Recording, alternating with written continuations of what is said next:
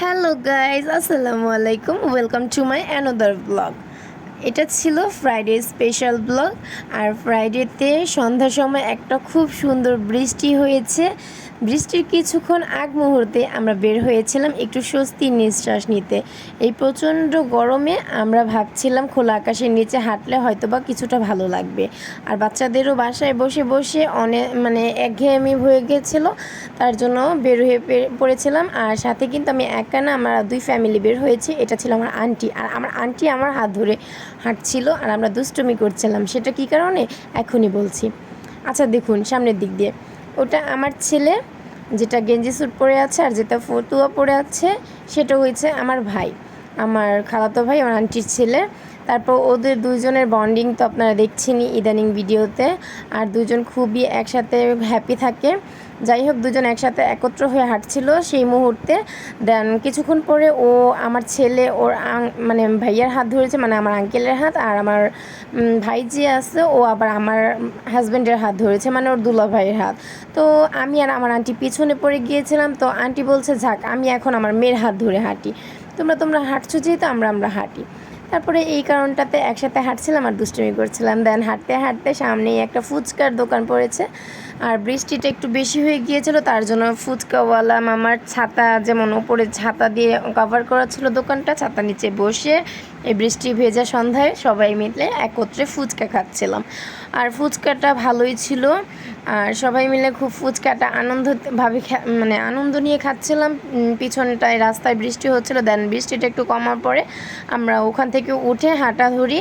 আর এই তো এটা ছিল শহীদ মিনারের যে রোডটা, মোচরটা, সেটাই। এইখানে আমি এই তো আন্টি আমাকে আমার হাতে চা তুলে দিল, চাটা নিলাম। আর চারোদিকে কি সুন্দর একটা ভিউ হয়েছিল আর কি, বৃষ্টি ভেজা সন্ধ্যা, সেটা দেখছিলাম, একটু ক্যাপচার করছিলাম। দেন চাটা খেলাম। চা খাওয়ার পরে খুবই ভালো লাগছিল। তারপরে খুব সুন্দর একটা বাতাস ছিল। হাঁটতে হাঁটতে চলে গেলাম টিএসসির মোড়। আর এইখানটাতে দেখতেই পাচ্ছেন আমার আন্টি নিজে বাতাস করছে, কারণ হচ্ছে গিয়ে এই পাশটাতে সব কিছু ভাজা পোড়ার দোকান, এটার জন্য একটু বেশি গরম। আর এই পাশটাতে অনেক লোক আর কি। টিএসসি যে কোন সাইডটা জানো, আমি এখানে খুব বেশি একটা যাই না হয়তো বা। আর দেন এই দোকানটাতে বসলাম। আমার আন্টি আর আঙ্কেল মাশরুম চপ খাবে। দেন আঙ্কেল আন্টি মাশরুম চপ নিয়েছে। ওনারা একবারে হয়তো 10টা বা 15টা নিয়ে বসেছিল।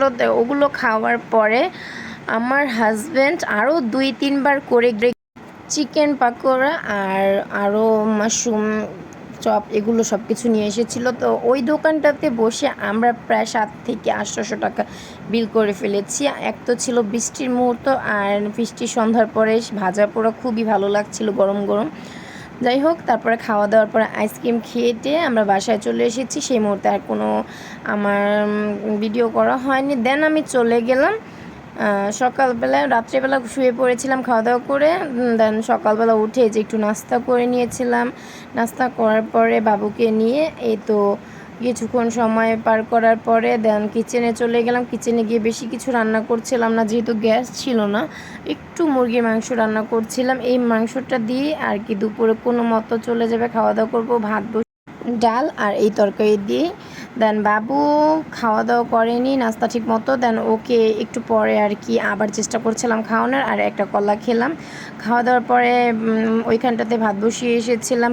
পাশে একটু চা করে নিয়েছিলাম। চা খেয়ে আজকের জন্য এই পর্যন্তই। সবাই লাইক দিয়ে সাবস্ক্রাইব করে পাশে থাকবেন।